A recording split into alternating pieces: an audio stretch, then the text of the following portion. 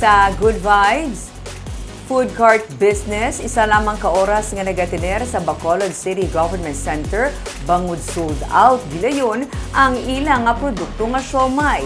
Gikan sa kalsada karon mayara na sila sang kaugalingon nga baligyaan. May report si Nico Delfin. Masako ng mga pagpanghanda karon sa palibot sa Bacolod City Government Center para sa Mascara Festival.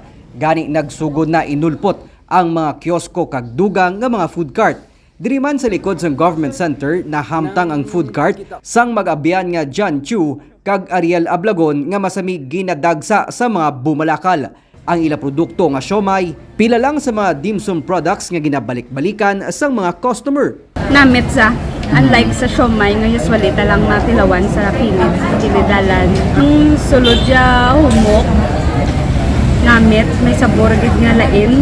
Magkaupod anay sa barko si John kag Ariel bilang mga marine engineer. Si John naguntat na sa pagsakay agud matutukan ang pagnegosyo. Istorya niya nga sa iya pagbiyahe abroad, masami siya nga nagakaon sa mga dim sum house ilabi na sa Hong Kong. Didto kag natunan niyang pagluto sang siomay nga iya ginpatilaw sa mga suki nga bumalakal. Mostly during after the work, kami sir, nagakadto kami sa mga dim sum shops. And then doon nasuki na naman. And then lagi istorya, and then eventually tunaan mo man take training or something.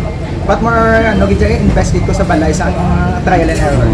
Ang 800 tubtob isa kalibo nga siomay nga ila maluto, sobra lang isa ka oras, ubos na. 35 pesos na which is very affordable.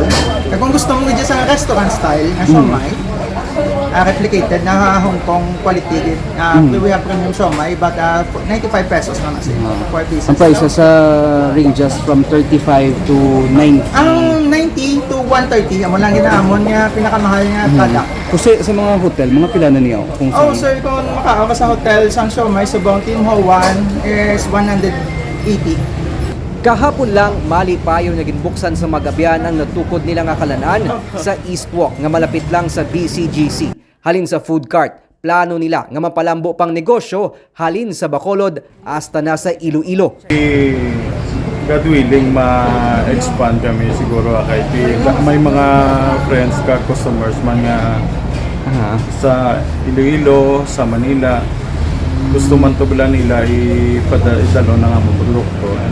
Hopefully, siguro by next year kaya na namin. Why sang mega serve si mo din 50 pesos, 35 pesos nga restaurant quality nga siomay.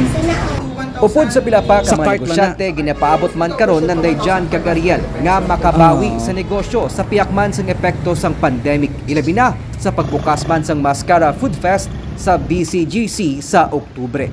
Nico Delfin para sa DGCast Negros.